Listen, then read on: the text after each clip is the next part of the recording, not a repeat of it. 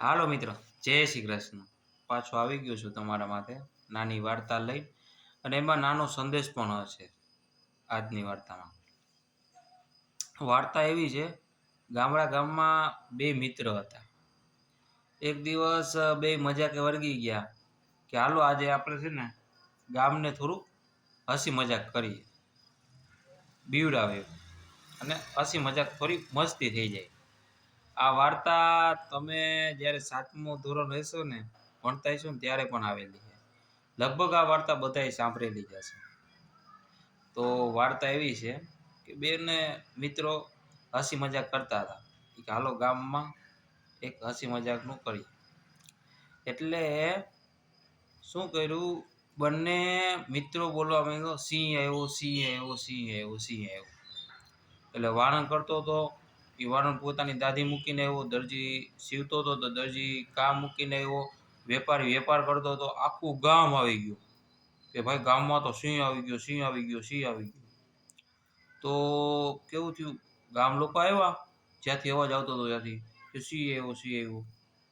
પણ જ્યારે ગયા ને ત્યારે કોઈ જાતનો સિંહ નહોતો. અને ઓલા બંને મિત્રો તે આખા ગામ ઉપર હસતા હતા કે ઉલ્લુ બનાયા બડા મજા આયા. અને જ્યારે આખા ગામે જોયું ત્યારે ક્રોધિત થયા બધા કે યાર, હું મારો વેપાર મૂકીને આવ્યો, દરજી કે હું મારું સીવતો તો એ કામ મૂકીને આવ્યું, વાણણ કે હું દાઢી મૂકીને આવ્યો, અને તમને મજાક લાગે છે? એ વાંધો નહીં. પછી ગામ લોકો વયા ગયા. પછી બંને મિત્રો એકવાર જંગલમાં થોડાક અંગરગાળે વયા ગયા. ગામડું તો હતું જ, બરાબર છે. એટલે હાચુકામાં સિંહ આવી ગયો અને બંને લોકો પાછા ચિલ્લાતા હતા, સિંહ આવ્યો, સિંહ આવ્યો, સિંહ આવ્યો. અને ત્યારે હાચુકા આવ્યો હતો.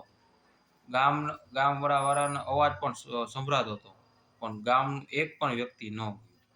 શું કામ? કે પહેલી વાર એને વિશ્વાસ ગુમાવી ચૂક્યા હતા. પહેલી વારમાં જ વિશ્વાસ ગુમાવી ચૂક્યા, એક પણ વ્યક્તિ ગયો નહીં. અને ત્યાં હાચુકામાં સિંહ આવીને એના ઉપર જાનહાનિ થઈ અને તેનું મૃત્યુ થયું. એટલે મિત્રો, ગમે ત્યારે જો જીવનમાં એક પણ તમે વિશ્વાસ ગુમાવી જશો ને, પાછો વિશ્વાસ લઈ આવો ને, મુશ્કેલ છે, બહુ જ મુશ્કેલ, ના મુમકિન છે. એટલે જીવનમાં તમારે કોઈ દી વિશ્વાસ કોઈનો તોડતા નહીં. Thank you. જય શ્રી કૃષ્ણ.